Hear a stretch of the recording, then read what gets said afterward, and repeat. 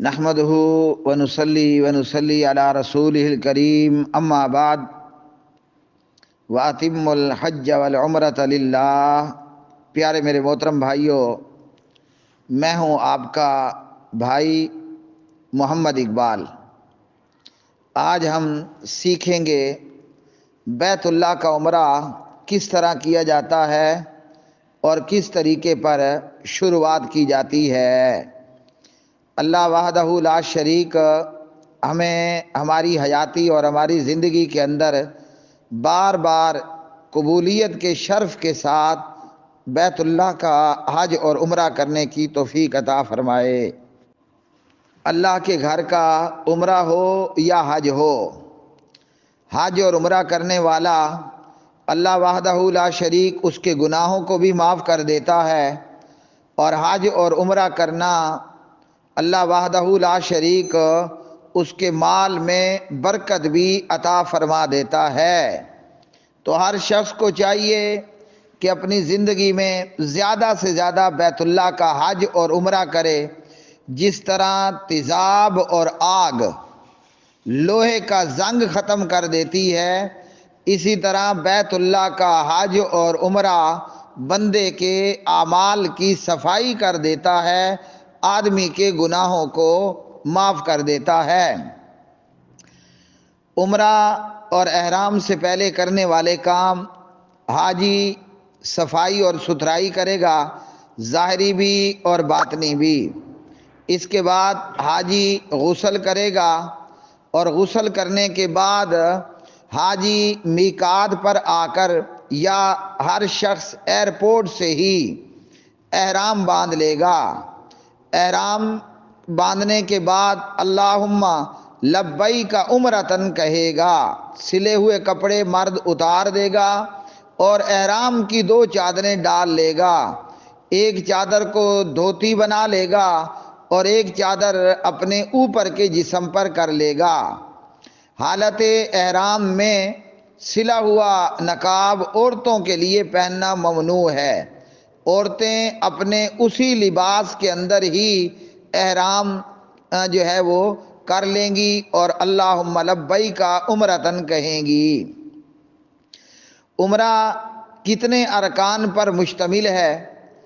اس میں سب سے پہلے احرام باندھنے کے بعد نیت کرنا، اللہم لبیک عمرتن کہنا۔ عمرہ دوسرا رکن بیت اللہ کا طواف کرنا، اور تیسرا رکن صفا مروہ کی سعی کرنا۔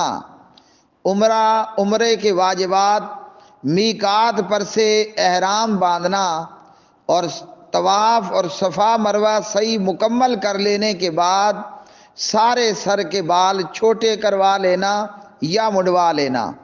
تو حاجی میقات پر سے احرام باندھے گا، 2 سلی بغیر چادریں، ایسی چادریں کہ جو سلی ہوئی نہ ہوں، اور سلے ہوئے سارے کپڑے اتار دے گا۔ عورت اپنے انہی کپڑوں کے اندر احرام باندھ لے گی۔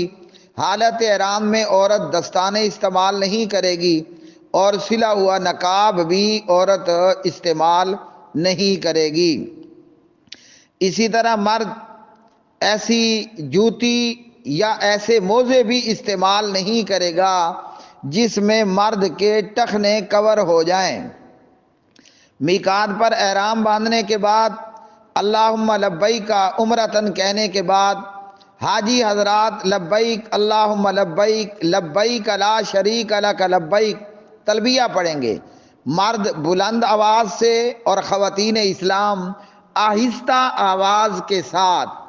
اور جب حاجی بیت اللہ میں پہنچ جائے گا، بیت اللہ کے نظر آنے کے بعد حاجی تلبیہ کہنا بند کر دے گا۔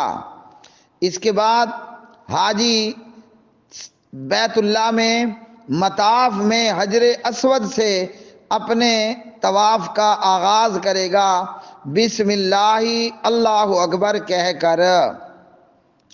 طواف کے 7 چکر ہوں گے، اور ان 7 چکروں کے اندر دوران طواف حاجی اپنا دایاں کندھا ننگا کر لے گا اور بائیں کندھے کو ڈھک لے گا۔ دوران طواف حاجی مختلف دعائیں پڑھ سکتا ہے۔ بیت اللہ کا طواف کرنے والے کے لیے باوضو ہونا لازمی ہے اور شرط ہے۔ اگر دوران طواف حاجی کا وضو ٹوٹ جاتا ہے تو حاجی دوبارہ وضو بنائے گا اور جہاں سے اس کا وضو ٹوٹا اس چکر کو وہیں سے شروع کرے گا یا وہ چکر نئے سرے سے شروع کر لے گا۔ اگر دوران طواف جماعت کھڑی ہو جاتی ہے اور یا نماز کے لیے طواف روک دیا جاتا ہے تو حاجی نماز ادا کرے گا اور نماز کے بعد اپنے بقیہ طواف کے چکر پورے کر لے گا۔ اور حاجی دوران طواف پہلے 3 چکروں کے اندر تھوڑا تھوڑا اچھل کر کے جائے گا، تیز تیز قدم اٹھا کر، اور باقی 4 چکروں کے اندر حاجی نارمل چال چلتے ہوئے چلے گا۔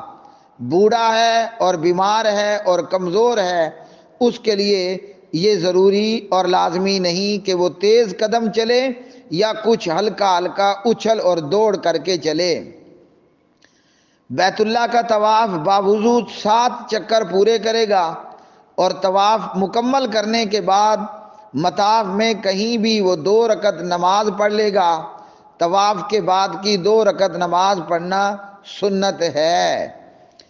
2 رکعت نماز پڑھنے کے بعد حاجی زمزم پیے اور دعا کرے، پھر صفا مروہ پر پہنچ جائے اور بیت اللہ کی طرف منہ کر کے قرآن کی آیت ان الصفا والمروہ یہ آیت پڑھے اور پڑھے ابدأ بما بدأ اللہ بہ، اور دیگر جو مسنون دعائیں ہیں حاجی وہ دعائیں پڑھے گا۔